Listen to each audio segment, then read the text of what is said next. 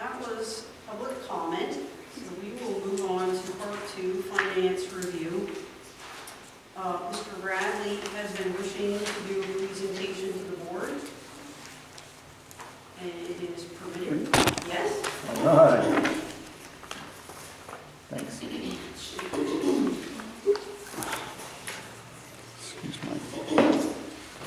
How do we click to the next one? Just tell you? No, there's a mouse over on the podium. You just click it. She's over there in case there's issues with it. Oh, you can see her now. She's hiding. First of all, thanks for letting me come out. The board has heard from the administration several times. The board has heard from the principals several times, and other lobbyists that interest to direct the board's budget. We would like to open up some views as to provide an overview. As an experienced ex-board member and citizen that reviews a lot of these documents, we want to review it from the perspective of the stakeholder, the person that you were elected to help oversee the administration and the people that are writing the check. Because it's rare, and it has not occurred in the last decade or so, that the person funding this school was not adequately represented within these discussions in the past. And I think some of the frustration that Janice has goes to a past administration, and I think it's that lack of information, that void, that adds to the frustration. So I'm going to click through this very quick. I will be glad to answer any questions during the process. I'd rather kind of buzz through it and then come back to each slide and ask questions that way. I think it'll be more productive and quicker to get through. So, okay. It might be too far away from the laptop. This is, I'll just do this. Here. All right, I'm going to do that part. All right, so basically what I'm looking at is the idea that, like you mentioned in the comments in the past, the board has a goal. And the goal is made up of the student safety, their grades, right, and then the efficiency to which that we're going to administer this government program called educational benefits. Every child that's in this district gets educational benefits. You should know each and every child's individual education program if they have one, to the point that if they have one, they have needs, and then we're supposed to fund them as a district. It's our responsibility to give you the money to make sure those needs are met and the needs are followed by that individual student's responsibility. Some have an actual individual education plan, many do not. Others have very special needs that they need to address. The reports that you're seeing on this document should be provided to every director by the administration to ensure that they're well informed, because you're the ones that create this budget. I want to repeat that one more time. According to law, your lawful authority as a government is to create the budget. You're it. These 9 people create the budget, decide every dollar collected and every dollar spent where it goes, and then you direct that to the administration, to which they then administer to make sure that those things are paid, you verify them, and then make sure that those services are provided, you verify it on our behalf. All right, so I'm going to buzz through these. If you haven't heard of one, raise your hand. I shared them.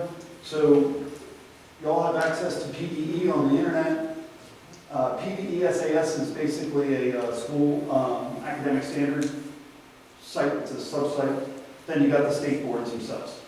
On the safe school reporting, we have a LASD, we have county reports, and then there's a document that the Pennsylvania put out of how to discipline within a school district. So, I don't know, 70 pages or so. I sent it to you. It's a PDF.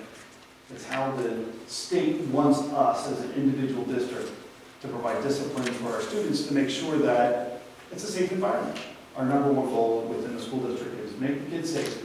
Number 2 goal is educate them, right? Because there is no mandatory education requirement. If they don't make it by the time they get to X age, it's not mandated, regretfully. However, we want to try to get everyone to meet a standard. And that's our goal. And we should get graded by a community as to whether or not we provided you the resources and you used them efficiently to make sure we met those requirements, right? So now we got the PSSA reports, state reporting. Now on the financial side, you have an annual financial report that's required to be filed every October by your administration. The board authorizes it to be done. It needs to be done by October, so you have it for your budget reviews. If it's late, you are disadvantaged to not have the information needed to help with the budget review. In the past, we've been late for years. Hopefully that's changing.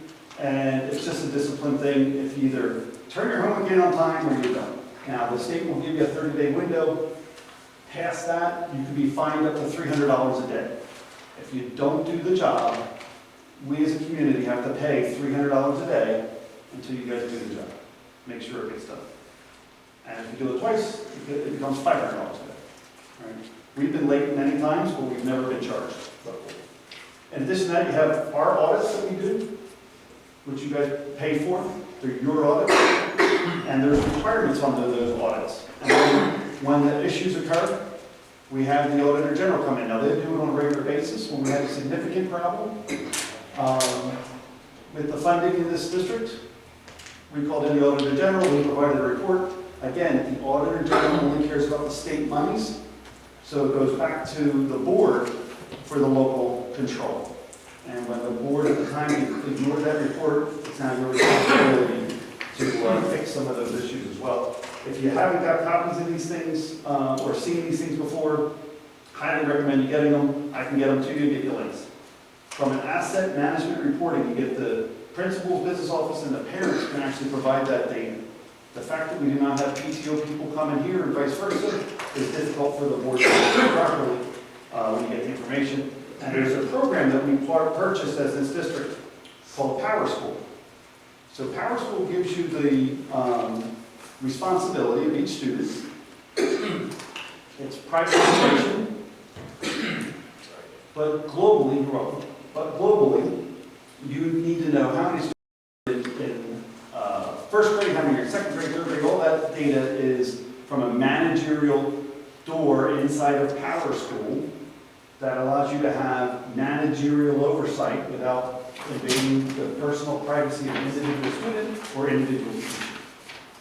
And it also tells you the teacher's work schedule that you guys authorize, your curriculum that you guys authorize, and it also provides you with the amount of time that a teacher is in front of a student or a student is in front of a teacher. These are areas that you can measure. If you measure them, you can budget for them, and you can make changes to steer this district into a financial solvency from where it is currently, which is definitely. All right, so my first recommendation is that you actually sit down and set up some KPIs with your administration. Do them monthly rather than yearly, so you can keep up to date, so you get to turn in your homework on time, and you get to monitor them, because you can make adjustments on the way. You've got a lot of work to do, and by doing it in smaller bites, I think you'll have a better time doing it rather than try to attack the whole problem. Community leaders are free.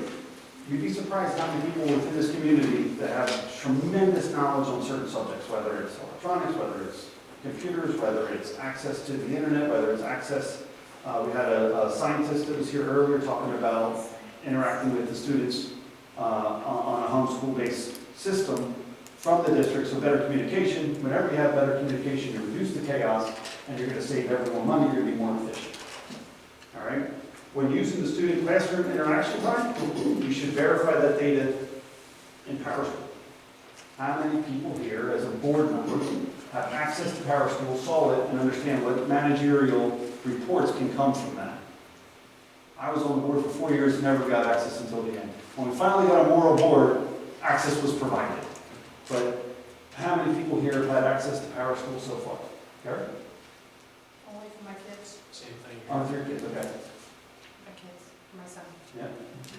Through the parent portal, not as a board member. Right. That's correct. Have you know it exists as for parents? Did you ever say, hey, I want access as a board member for the managerial side of this program that's collecting all this data so that we can have oversight of our district to make sure no kids are left behind? No?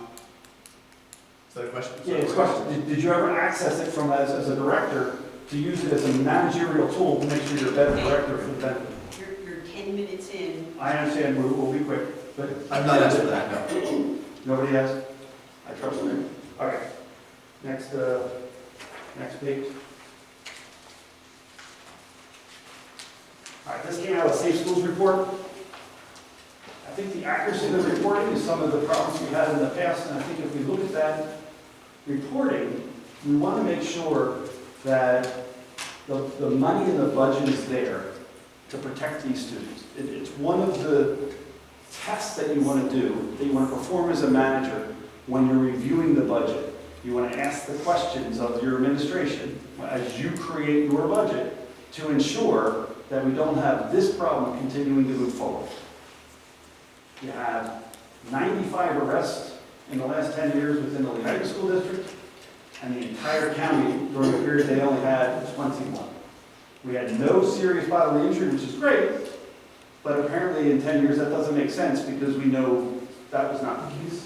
So I think that some of the information that Janice was referring to is the false information. It needs to be reviewed so that you can protect these students. There's a graph I gave you. It's a bell curve of where these violations are occurring. And if you recognize that as a managerial oversight, you would recognize where the resources should be applied for the most efficient use, because you don't have these issues in kindergarten, first and second grade as much, but boy, you sure do have them in that middle school range and before they get into high school. And if you focus your resources, you will save this district money, and that's what we're here to try to have you do. The fact that we had no detentions at all in the entire district tells me that we're possibly ignoring some situations, not reporting them accurately, or we're not nipping it in the bud to be able to prevent the escalation of some of these violations. All right? I think we just need to review that report and verify with the administration. We move to the next one. These reports, same thing. If we review the reports, we'll make better decisions based upon the allocation of resources to the district.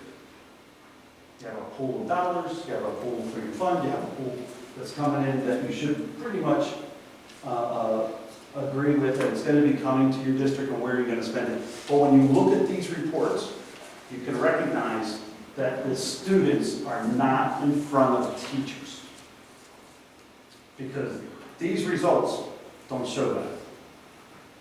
Now, if we look at the elementary center, and then they move on to the middle school, the test scores get worse over time. That's a fundamental change that needs to be addressed by the board, and it's the application of dollars in the right efficient place that'll help you. When I was in the board meeting before, listening intently to the principals and the lobby you for more people and better resources, and I heard the administration lobby you for more resources and more money and more people, I recognized that when you look at these charts, it's very easy to see that it's the allocation of those resources that are important. Anytime we have teachers not in front of students doing other things, that should be reviewed and done correctly. I did a study on the performance time of how much time a teacher is physically in the classroom using PowerSchool. Someone can check my numbers. It's about 3.5 hours a day. They're in front of a full classroom of kids trying to improve these scores. 3.5 hours a day. If you can just add 5% to that, you save the need for additional staff members. If you could add 10%, it'd be amazing. If you could add 15 or 20%, 1 hour is 30% increase.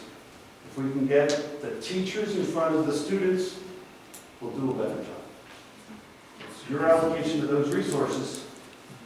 We gave you the money to review this budget and realize that this is not occurring. I think it needs to take place. Next one is asset management. You got 3 assets. You got staff, which is a huge asset for a district, costs you millions of dollars a year. You have your buildings, and you have the community support. The community support should step in. Whenever you have a problem, before you solve it with brain bucks, consider solving with brain power and community support. Because every time you use government to solve a problem with money, you're taking it from someone that may or may not have it. Every time that they cannot afford it and move out of the district, you risk the potential of unnaturally having a migration of an individual that was not providing a service or not burdening the system, and then the entrance of someone that might burden the system. And currently, we calculated out that the burden to a system for one child is about $250,000 through the lifetime of their education. So if a family of 4 moves into Lehighton over the lifetime of their education, it's about $1 million change. So don't lose your stakeholders. Plus, stakeholders are very valuable to you. They're the ones that are the latchkeys. They're the ones that are watching over the kids. They're the ones that are preventing, if you go back 2 slides back, the activities, the criminal activities that are causing these kids to get arrested. You should embrace the fact that you have all these other opportunities within the district. You also have about 8 staff members for every student. You should pull up how many. 8 students for every Yeah, staff. I'm sorry, 8 students for every staff member. My bad. Thank you. But you should pull up how many teachers, physical teachers, relate to the enrollment, and then calculate out the hours that they're in front of those people to improve those test scores and reduce the amount of negative activities that are occurring within our districts. Because if they're unsupervised, they're not properly supervised, we can learn to do it. All right, we'll go to the next one.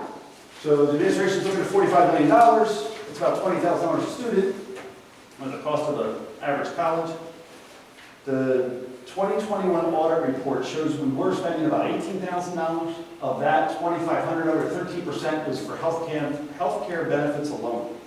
When you look at the employee healthcare insurance for a staff member, fixed it at about $32,000. And then you look at a salary for a step 21B, and we gave 2 steps if you remember. So you got to keep an eye on this, because if someone's not watching the door, the district has a problem. And you guys now have this responsibility to watch this door, all right? But 41% of a teacher's salary could be their health benefits, especially when you get a rebate back from not using those benefits. We know that there's a discrepancy there. Highly recommended from the stakeholders. We should pay our staff members more. We should reduce the amount of health benefits and healthcare costs because of the benefits that we're providing. Is that a, what you call Rolls Royce car, right? That's someone else. All right, somebody called it a Rolls Royce brand instead of Cadillac brand? I was told it was more than Cadillac. Whatever, it's one of the Cadillac. So if you reduce That's that to a all I can reasonable say. level, rebate back to protect your and ensure the protection of your, I'll use the word seniors, but sometimes it's just anyone trying to make ends meet with multiple kids after the COVID event. They did not get that subsidy that everybody else did, and it was way smaller.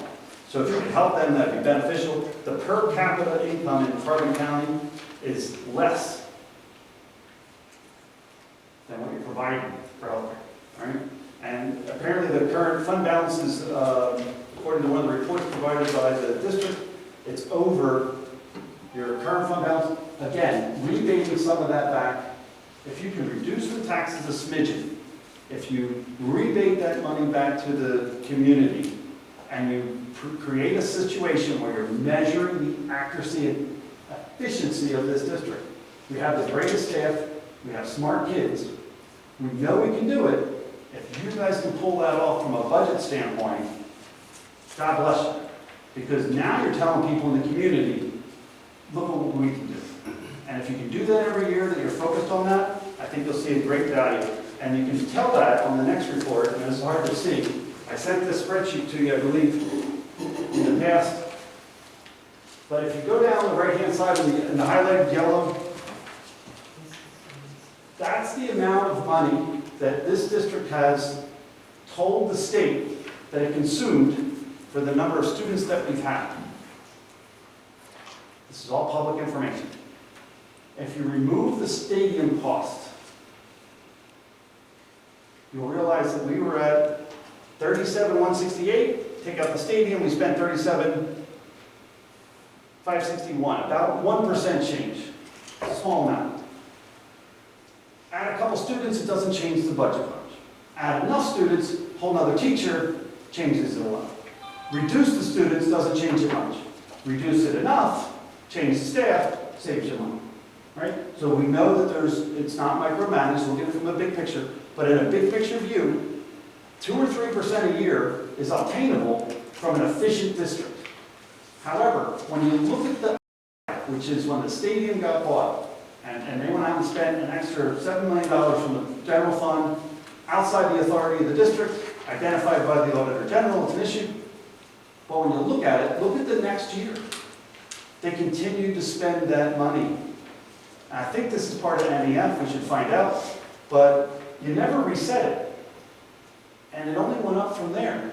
If you reduce those dollars back to the 37 and then add it in your cost of living, this is the shell game that a board that was not really looking at it missed, that we hopefully, by presenting it to you guys today, will get you to realize that don't fall for the myth. The numbers are there. It's a 10-year history. You should not have this problem. And you should be able to do it. And there should be a reason why you can't. Plus, you have all the efficiency associated with the elementary center. So we got to look at the government's authority. What's my time? Close?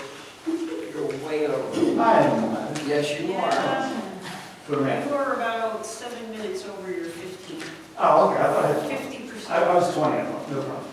All right, so if we look at the government's monetary authority, the board has a sole authority and responsibility to collect and disperse enough money to do this job.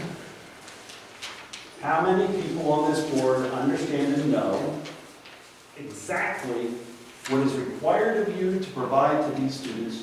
And is it written down, and can you walk up to them and say, this is what we have to give you?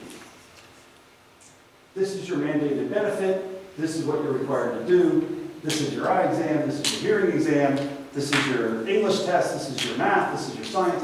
This is what we're going to provide for you. And those great taxpayers out there that love this community, and we do, and love our staff, give you so much more extra to do all these things too. And these are the optional things you do, like busing. Amazing option, right? But without it, total chaos. Those are optional. Those stakeholders should be thanked for what they provide, and you should efficiently use those resources. And if you do, you'll have a whole different attitude from the community and a whole different perspective when you look at it as, I want to hear from them which one of these options is valuable. Nathan identified that his child takes piano lessons, for instance.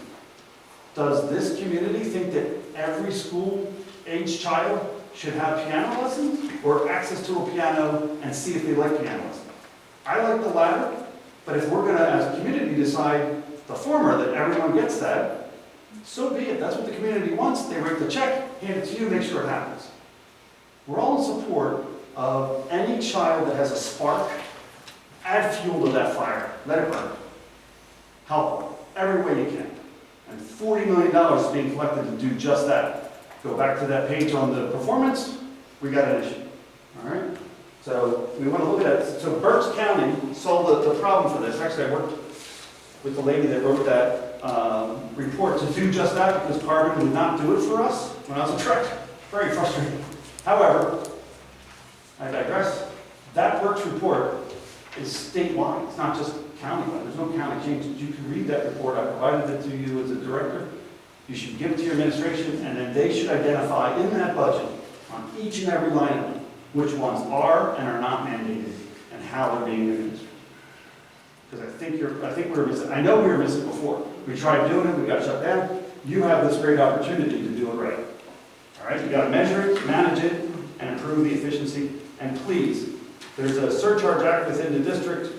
When you look at those dollars back to that spreadsheet, there was a lot of those dollars. I think that extra $3 million is part of the NEF. You can go back and work with at least the stipends that was paid for programs that were not provided, grants that were taken that were not implemented, the things that Janice is so afraid of happen in this district. So you give her a list of all those grants that you're actually taking, what the obligations are, so that those people can decide what they're paying for. They're blind. That's an unfair advantage. And thank you for letting us come out. So the way to solve these problems, I'll move to the next one real quick. Ask the 5 whys. Why don't I have a list of the grants? Why did it go $3 million the next year after we won a stadium? Why? Get to the root cause, solve the problem. You can look at any situation, come up with options, and pull your state representatives, pull your community, pull your stakeholders. Say, I have this situation, I want your free advice and free option that I get to choose from. And then as directors, you have the authority, the power, and the will to try one of them. Either one you bring to the table, one your partner brings to the table, or someone else brought to the table. Then you can take that action, evaluate it, and see if it moves you along the path you're heading, and then you continue along. If it does not, you can reevaluate it and go back. Basic business management been missing from this district. If it gets re-implemented, I'm telling you, tax rebate, a tax reduction, and an increase in services to this district on the efficiency of this board. All right? And then each and every time you decide something, add it to the library, because right now, as a board of director, if you were not handed all those reports, if you were not handed all those documents, if you were not handed all that past history, you're at a disadvantage. And this is a relatively new board. Fantastic. We did a great job in building a new board so they can be open-minded, but they need the data, and that's the way to get it. So the way to also deal with this problem,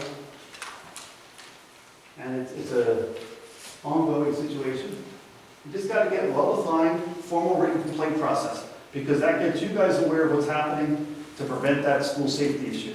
That way kids stay in the district. They're safe. If not, let's face it, a lot of the charter school, homeschool, and private school are because of the threats, because of the problems, because of the issues. Others are because of not getting the services they need. Look at those grade scores. It should be a competition. But whatever's best interest for the student, the money follows the student in the system in Pennsylvania. When we, the stakeholders, provide this government with money, it's supposed to follow the student, and it does.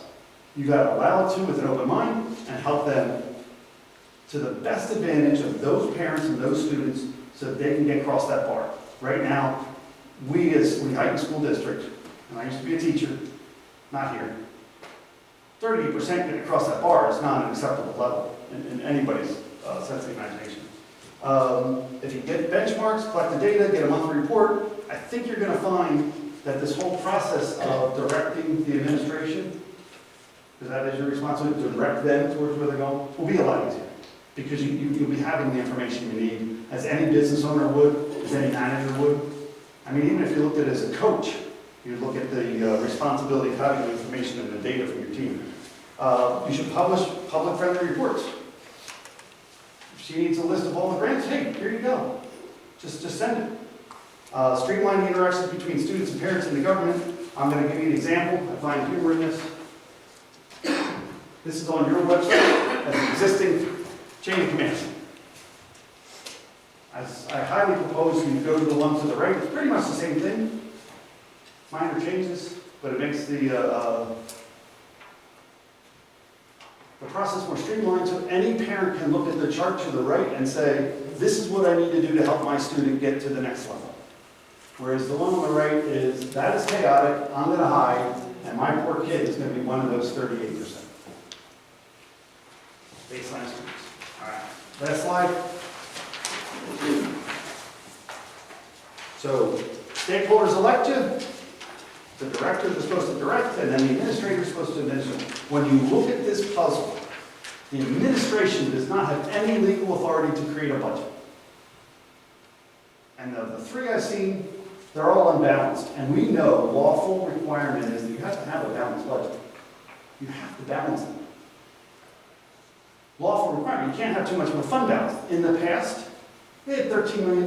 They had so much excess it was silly. They went out and bought a stadium for cash. They had 14 million. Whatever, 14. Sorry for underestimating.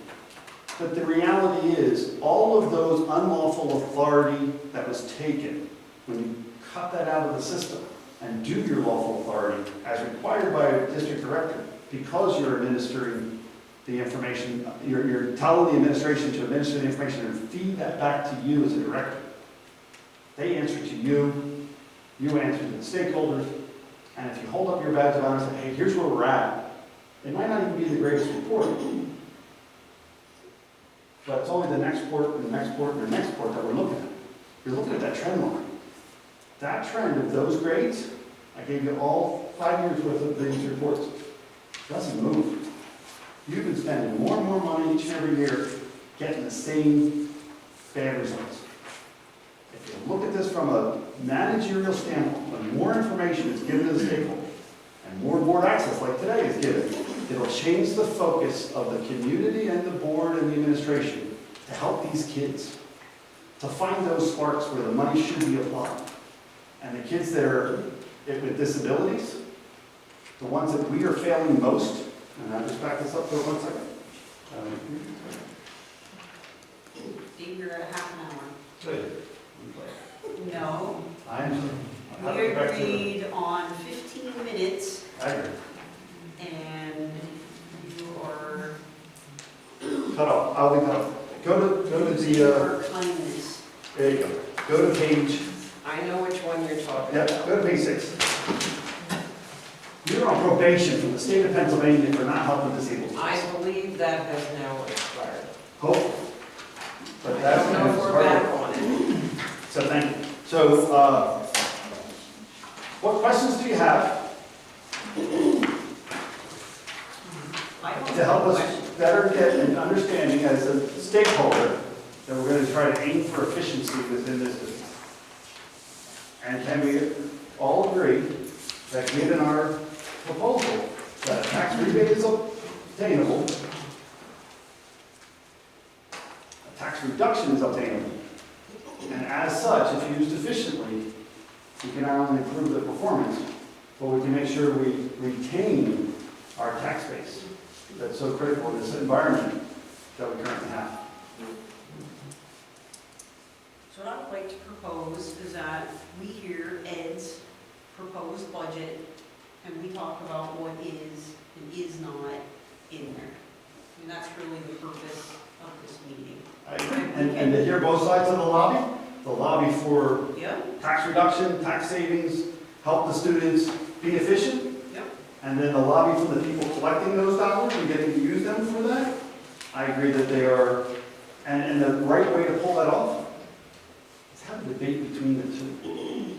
If you had a debate between the two, you as the arbitrator, the director, could then see the weaknesses when you look at people asking for it and telling you, or trying to tell you when you're the director, Does what has to happen. anyone on the board have questions for David this time? Does everybody have those copies of all those documents and data and information?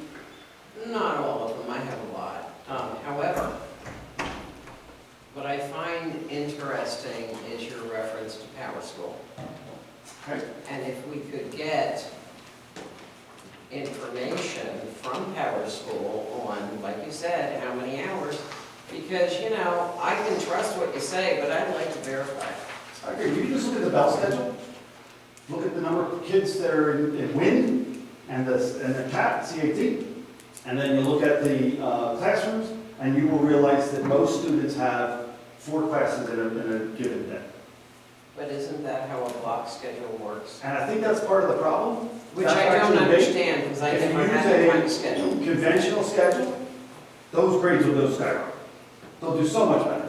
Because a conventional schedule is part of that discussion. And when you look at that, those trend lines, it was when the block schedule got implemented. And most people are going away from block schedule. Even the guy that created block scheduling wrote books now of why block scheduling is bad. So, again, remember, everyone is a lobby. I'm lobbying for common sense, lobbying for managerial oversight, and tracking the performance, not just guessing